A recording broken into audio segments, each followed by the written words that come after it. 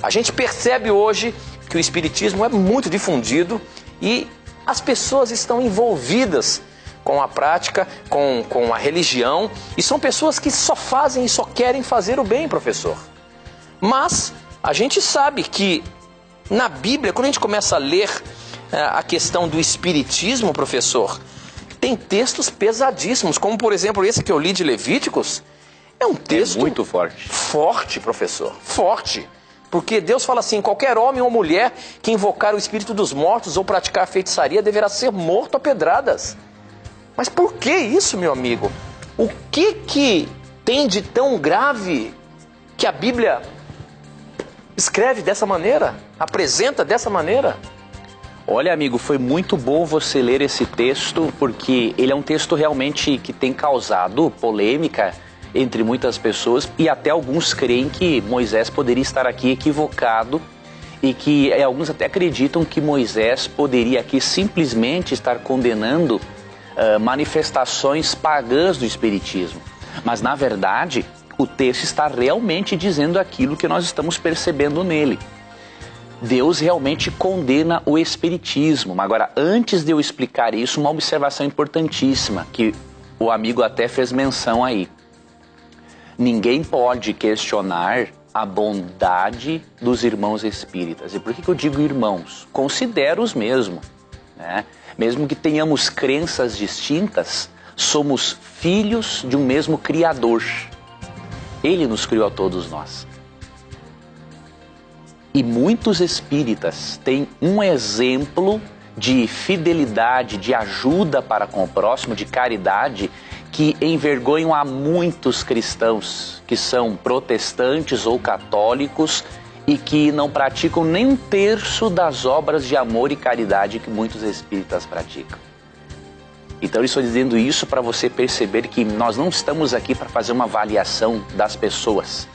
Estamos sim aqui para mostrar as crenças dos irmãos espíritas à luz da Bíblia. Isso não é nem opinião nossa, é o que a Bíblia diz.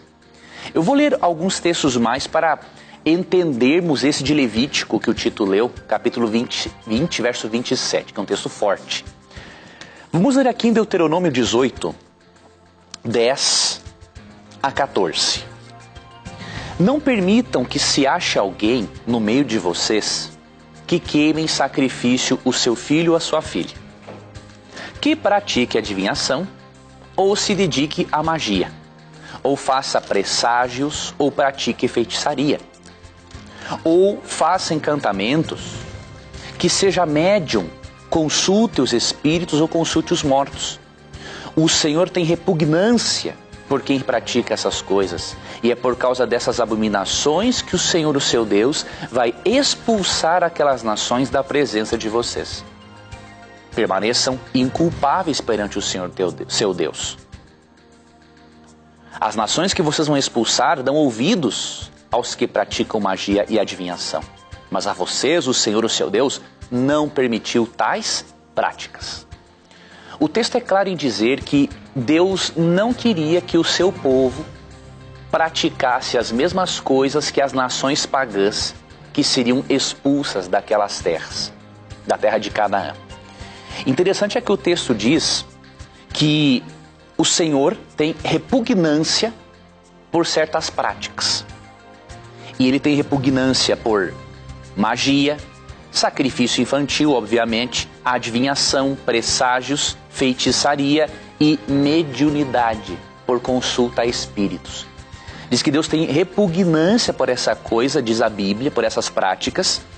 E diz aqui no verso 13 que o praticar o espiritualismo, como revelado aqui, era um dos porquês que Deus estava expulsando aquelas pessoas daquelas terras, da terra de Canaã.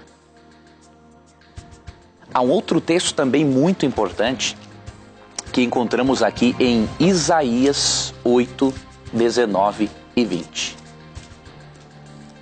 É óbvio que nós não podemos fazer aqui um estudo amplo por causa do tempo e das muitas perguntas que temos, mas depois eu vou sugerir para você um estudo bíblico preparado pelo programa Na Mira da Verdade que vai lhe ajudar nisso. Isaías 8, 19 e 20. Quando disserem a vocês, procurem um médium ou alguém que consulta os espíritos e murmura encantamentos? Pois todos recorrem aos seus deuses e aos mortos em favor dos vivos? Respondam: à lei e aos mandamentos. Se eles não falarem conforme esta palavra, vocês jamais verão a luz.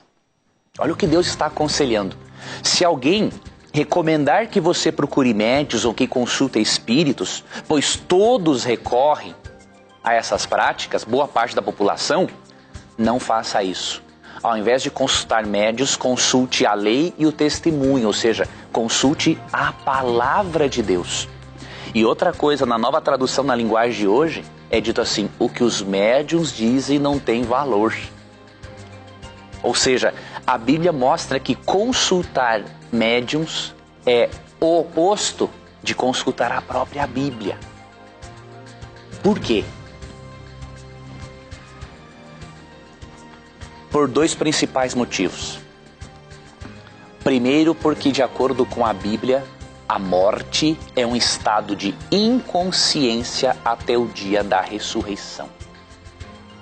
A Bíblia não ensina a reencarnação.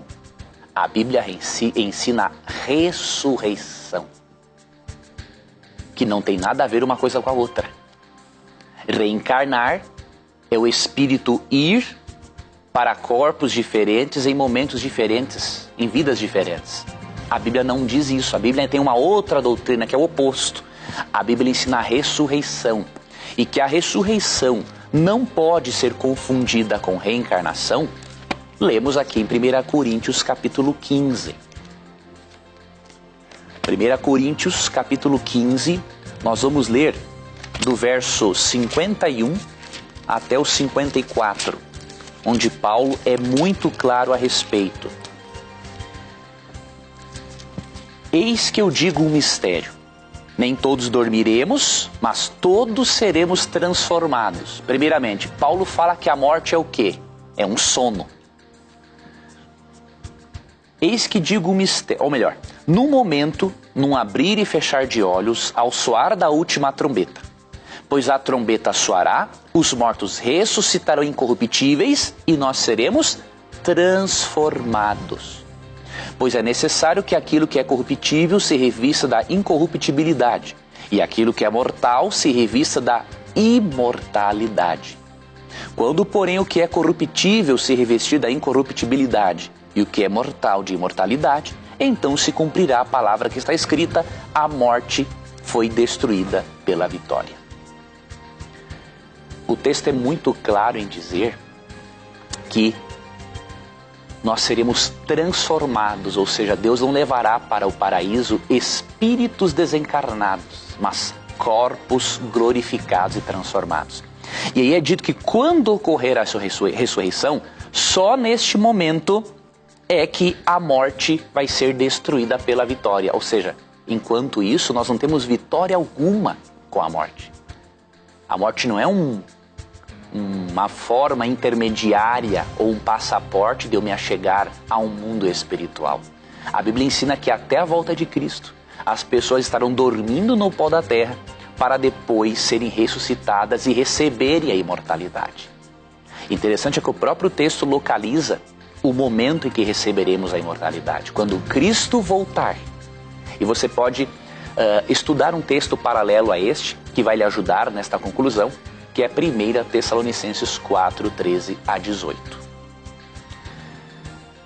Bom, além de não devemos consultar espíritos porque a morte é um estado de inconsciência, revelando, portanto, que nenhuma pessoa está consciente depois da morte para se comunicar conosco, vejamos a segunda e última razão que analisaremos hoje para não consultarmos médiuns, para não irmos para o espiritismo.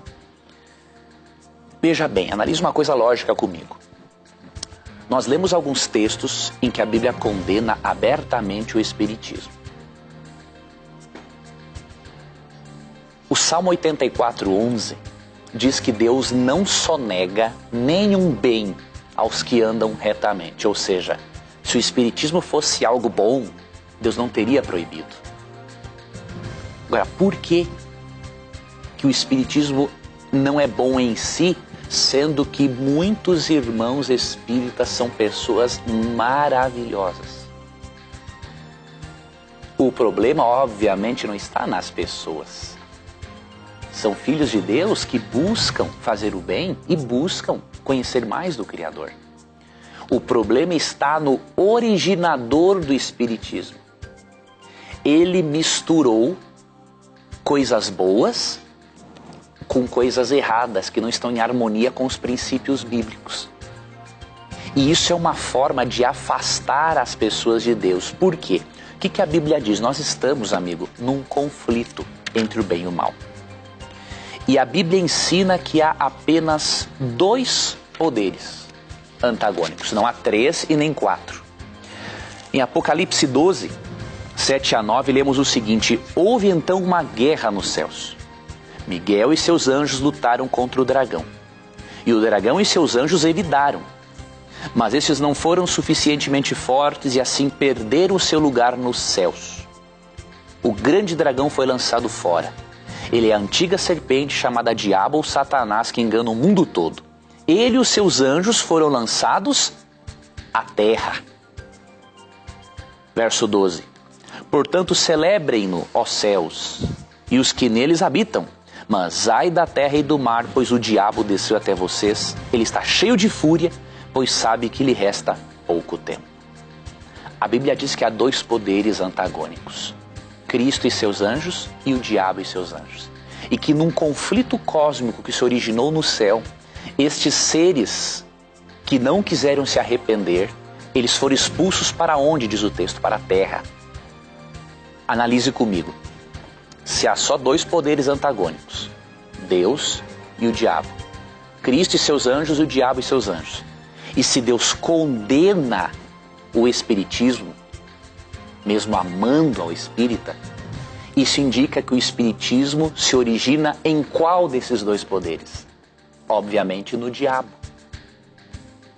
Ele, de acordo com João 8,44, é o pai da mentira. E uma das maiores mentiras que ele tem perpetuado é a mentira de que é possível ter a imortalidade da alma sem que Cristo volte a este mundo e ressuscite as pessoas e dê a elas a árvore da vida. Essa é uma grande mentira de Satanás. E ele tem misturado, tem levado essa filosofia tanto para o espiritismo quanto para muitas igrejas cristãs de uma maneira disfarçada, porque Satanás sabe que ao misturar a verdade com o erro, a verdade se oculta. Ou melhor, o erro se oculta. E aí o engano é mais fácil.